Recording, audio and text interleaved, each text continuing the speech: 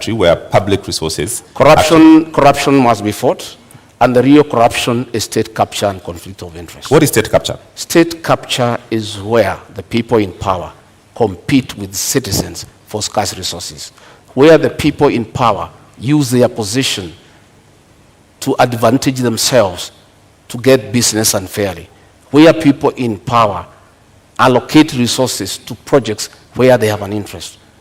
I have an example. In the year 20, I want to tell you what is state capture and conflict of interest. This is Gazette Notice Legal number 1112, dated 26th June 2019. In the exercise of powers conferred by Section 106 of the Stamp Duty Act, the Cabinet Secretary of the National Treasury and Planning, on the recommendation of the Cabinet Secretary for Lands and Physical Planning, directs that the instruments executed in respect of the transactions relating to the merger of NIC, PLC, and Commercial Bank of Africa shall be exempt from the provisions of the Act. By a single signature, these two companies owned by the first family were exempted from paying 350 million. These are rich banks who have made money from domestic borrowing. They have lent money to government. They are in Fuliza. The owners are the richest people in Kenya.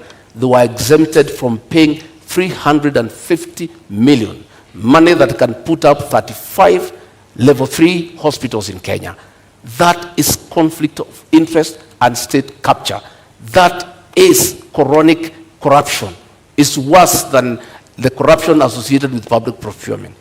And that is what we must deal with. Okay. We must deal with state capture. We must deal with conflict of interest. There is a railway line between Nairobi and Nyanyuki that was put up at a cost of 3.8 billion.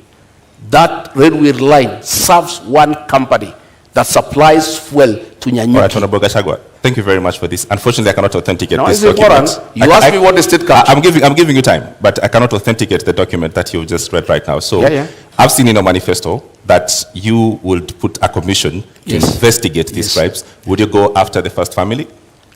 We will not go after anybody. We'll go after all those who are in state capture and conflict of interest. Who are they? But what are you saying? That will come out in the commission. I'm saying there will be a commission because the real corruption that we need to deal with, not what Honorable Mother is talking about, is state capture and conflict of interest, where the people in power have used their offices to usurp public resources to their advantage and to the disadvantage of the rest of Kenyans.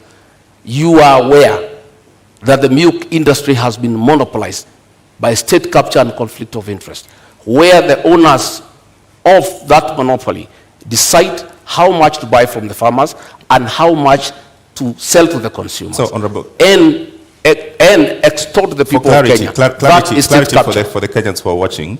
At the center of government is President Uhuru Kenyatta. Yes. Are you going to go after President Uhuru Kenyatta finishes his term? I have said we are not talking about individuals. We'll deal with state capture and conflict of interest. Anybody who is involved in state capture and conflict of interest will be held to account. The first family, sir. So grab the bull by its horns. Don't perhaps cut around the issue. You are talking about the first family. So in essence, you are saying you will go after them. Isn't that? I am saying this is state capture. I've given you an example. You will feel for yourself what needs to happen. All right. And I am saying that is what we need to deal with.